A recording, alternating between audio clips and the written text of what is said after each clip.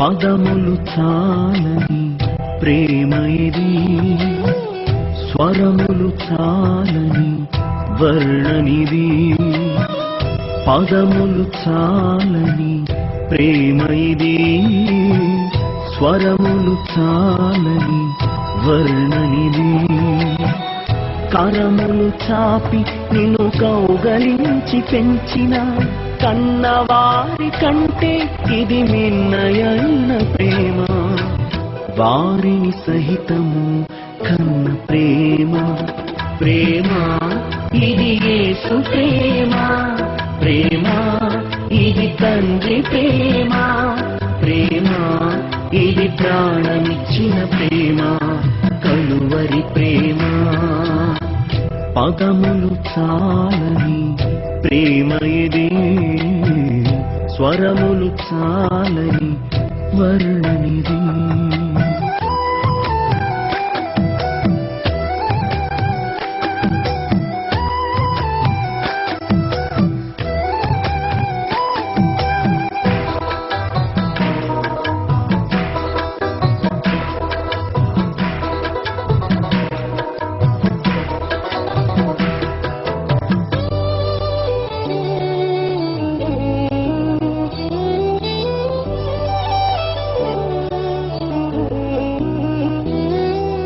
నవమాసము మోసి ప్రయోజకులను చేసిన కన్న బిడ్డలే నిన్ను వెలివేసిన.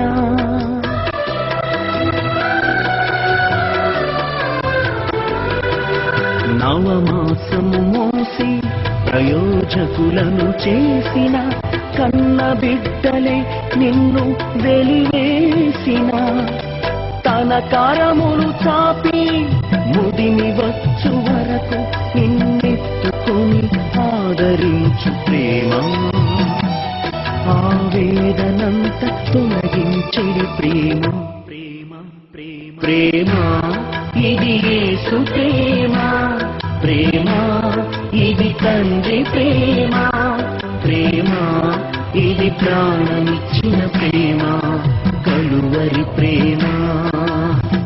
పదములు చాలని ప్రేమ ఇది, స్వరములు చాలని వర్ణనిది.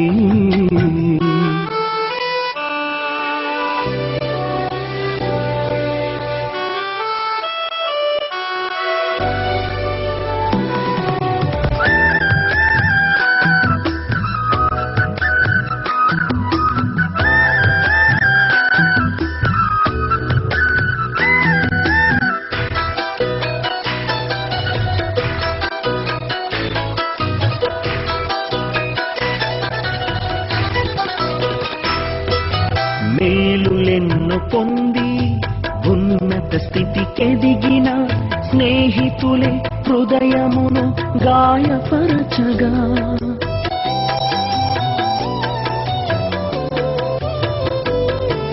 మేలులెన్నో పొంది ఉన్నత స్థితికెదిగిన స్నేహితులే హృదయమును గాయపరచగా. మేలులతో నింపి అద్భుతములు చేసి క్షమించుట నేర్పించెడి ప్రేమ.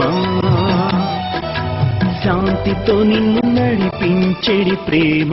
ప్రేమ ప్రేమ ప్రేమ ఇది యేసు ప్రేమ. ప్రేమ ఇది తండ్రి ప్రేమ. ప్రేమ ఇది ప్రాణమిచ్చిన ప్రేమ, కలువరి ప్రేమ. పదములు చాలని ప్రేమ ఇది, స్వరములు చాలని వర్ణనిది. పదములు చాలని ప్రేమ ఇది, స్వరములు చాలని వర్ణనిది. కరములు చాపి నిన్ను కౌగలించి పెంచిన కన్నవారి కంటే ఇది మిన్నయైన ప్రేమ. వారిని సహితము కన్న ప్రేమ. ప్రేమ ఇది యేసు ప్రేమ. ప్రేమ ఇది తండ్రి ప్రేమ. ప్రేమ ఇది ప్రాణమిచ్చిన ప్రేమ, కలువరి ప్రేమ. ప్రేమ ఇది యేసు ప్రేమ, ప్రేమ ఇది తండ్రి ప్రేమ. ప్రేమ ఇది ప్రాణమిచ్చిన ప్రేమ, కలువరి ప్రేమ. ప్రేమ ఇది యేసు ప్రేమ, ప్రేమ ఇది తండ్రి ప్రేమ. ప్రేమ ఇది ప్రాణమిచ్చిన ప్రేమ, కలువరి ప్రేమ. ఈ కార్యక్రమమును వీక్షిస్తున్నటువంటి దేవుని ప్రజలైన వారందరికీ కూడా ప్రభువైన యేసుక్రీస్తు నామములో శుభములు తెలియజేస్తూ ఉన్నాం. ఈ సమయంలో దేవుని దాసులు రెవరెండ్ ఎన్ పాల్ గారు దేవుని యొక్క వాక్యమును బోధించెదరు. దేవుని వాక్యం వింటున్న వంటి దేవుని బిడ్డలైన వారందరికీ, హిందువు సహోదరి సహోదరులకు మన ప్రభు ప్రియరక్షకుడైన వంటి యేసుక్రీస్తు నామములో మీ అందరకు శుభవందనములు తెలియజేస్తున్నాను. ఈ వాక్యం వినటానికి, దేవుని యొక్క మాటలు వినుట కొరకు మీరందరూ ఎదురు చూస్తున్నారు కాబట్టి దేవుడు మిమ్మల్ని దీవించునుగాక. ప్రార్థన చేసుకుందాం.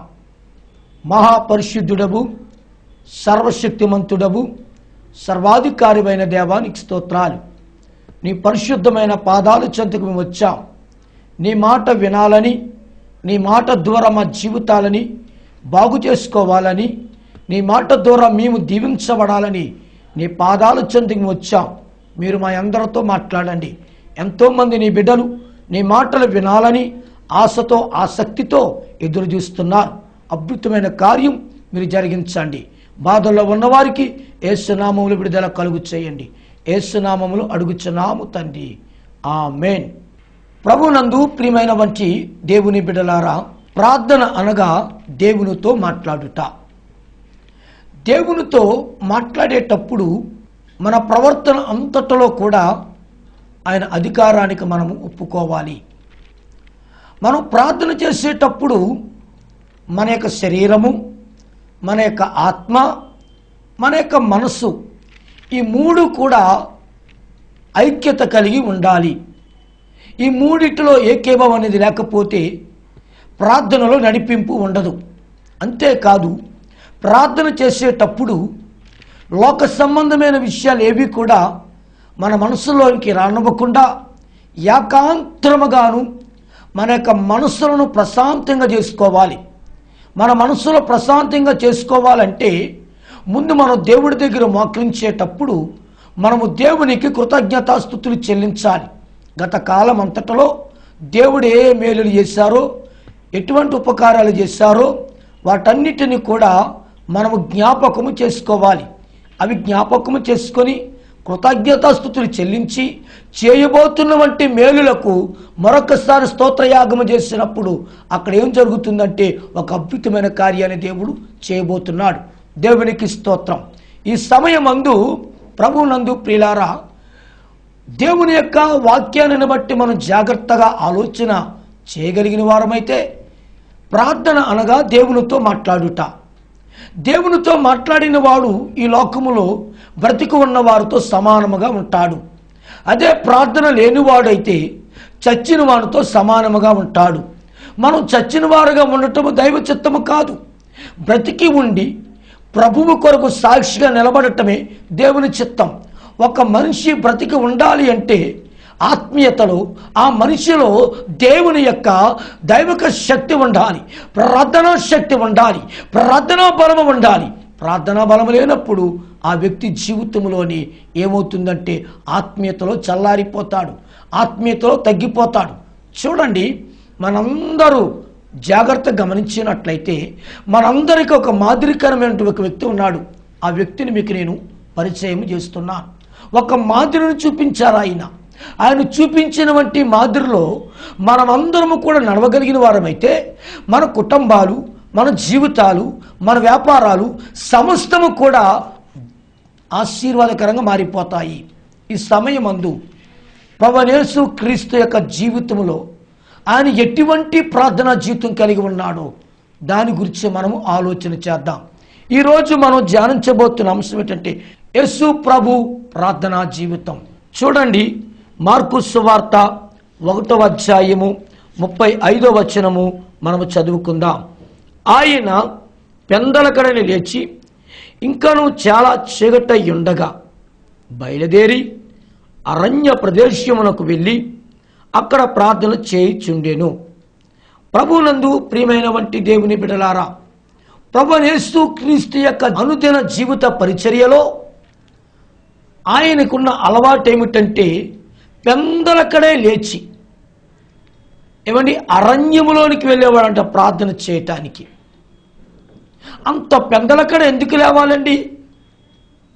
ప్రార్థన చేయడానికి పగలు చేయొచ్చు కదా, మధ్యాహ్నం చేయొచ్చు కదా. తెల్లవారు చీకట కాకమునిపే లేచిపోయి అరణ్యములోనికి వెళ్ళిపోయి అక్కడ ప్రార్థన చేయవలసినంత పని ఏమిటి అంటే, ప్రార్థన చేసేటప్పుడు మనిషికి ఏకాంతము కావాలి. మనము ఎవరితో మాట్లాడుతున్నాము? మనల్ని సృజించిన వంటి సృష్టికర్త అయిన దేవునితో మనం మాట్లాడుతున్నాం. దేవునితో మాట్లాడేటప్పుడు మనకి ఏ రకమైన వంటి ఇబ్బందులు, ఏ రకమైన వంటి ఆటంకాలు ఉండకూడదు. కాబట్టి ఇక్కడ యేసుక్రీస్తు ప్రభువారు తండ్రితో మాట్లాడటానికి, తండ్రి దగ్గర గడపటానికి ఆయన పెందలకడ లేచి అరణ్యములోనికి వెళ్ళి ఆయన ఏం చేసేవారంటే ప్రార్థన చేసేవారు. ప్రతి దినము కూడా ఈ రీతిగా ఒకరోజు కాదు, 2 రోజులు కాదు, తన జీవిత కాల పర్యంతరము కూడా ఆయన ఏం చేశాడంటే పెందలకడ లేవటము, అరణ్యములోకి వెళ్ళిపోవటము, ప్రార్థన చేయటము. ఎందుకు అంత సమయం తీసుకొని ప్రార్థన చేసేవాడంటే ప్రార్థనలో శక్తి ఉన్నది, ప్రార్థనలో బలము ఉన్నది. ప్రార్థన లేనివాడు ప్రాణము లేని వంటి వానితో సమానమని మీకు ముందే చెప్పాను నేను. ప్రభునందు ప్రియమైన సహోదరి సహోదరుడా, ఈరోజు మనకి యేసు ప్రభువారిని పరిశుద్ధాత్ముడు జ్ఞాపకం చేస్తున్నాడు. యేసుక్రీస్తు ప్రభు యొక్క ప్రార్థన జీవిత విధానాన్ని మనం చూస్తున్నప్పుడు, ఆయన ప్రార్థన చేస్తున్నప్పుడు ఏ రకమైన ఇబ్బంది లేకుండా ఆయన సంపూర్ణముగా గడపవలసినంత సమయం తండ్రి దగ్గర గడిపి నూతన శక్తిని, నూతన బలాన్ని, నూతన అభిషేకాన్ని పొందుకొని మరలా ఆయన ప్రార్థన ముగించుకొని తిరిగి వచ్చినట్లుగా చూడగలుగుతూ ఉన్నాము. మన జీవితాల్లో కూడా మనం పెందలకడే లేచి, తెల్లవారుజామును లేచి దేవుడి దగ్గర మోకరించి మన కుటుంబ సమస్యల కొరకు, మన వ్యక్తిగత సమస్యల కొరకు, ఏ విషయంలో మనం ఓడిపోతున్నామో, ఏ విషయంలో జారిపోతున్నామో అందులో జారిపోకుండా, ఓడిపోకుండా ధైర్యముగా ఉండాలంటే ప్రభువైన యేసు క్రీస్తుతో మనము సావాసము చేయాలి. మనం దేవునితో సావాసం చేసినప్పుడు, దేవుని శక్తిని పొందుకున్నప్పుడు, దేవుని ప్రభావాన్ని పొందుకున్నప్పుడు, లోకము నిన్ను చూస్తున్నప్పుడు, లోకము నేను ఏనెత్తి చూపించడానికి ఏ రకమైన వంటి ఆస్కారము ఉండదు. కారణం ఏంటంటే నీలో దేవుని శక్తి ఉన్నది, నీలో దేవుని బలము ఉన్నది, నీలో దేవుని ప్రసన్నత ఉన్నది. అనేకులు కూడా నిన్ను కాదు చూచేది, నీలో ఉన్న సర్వశక్తి గల యేసుక్రీస్తు ప్రభువారిని ప్రజలు చూస్తారు. దేవునికి మహిమ కలుగును గాక. ప్రభువునందు ప్రియమైన మంచి దేవుని బిడ్డలారా, ఈ వాక్య పరిచయం చేస్తున్న నా వ్యక్తిగత జీవితంలో కూడా నేను ఎన్నో గంటలు దేవుని సన్నిధిలో గడిపే వంటి అనుభవాలు నా జీవితంలో ఎన్నో ఉన్నాయి. కారణం ఏంటంటే దేవునితో గడిపితే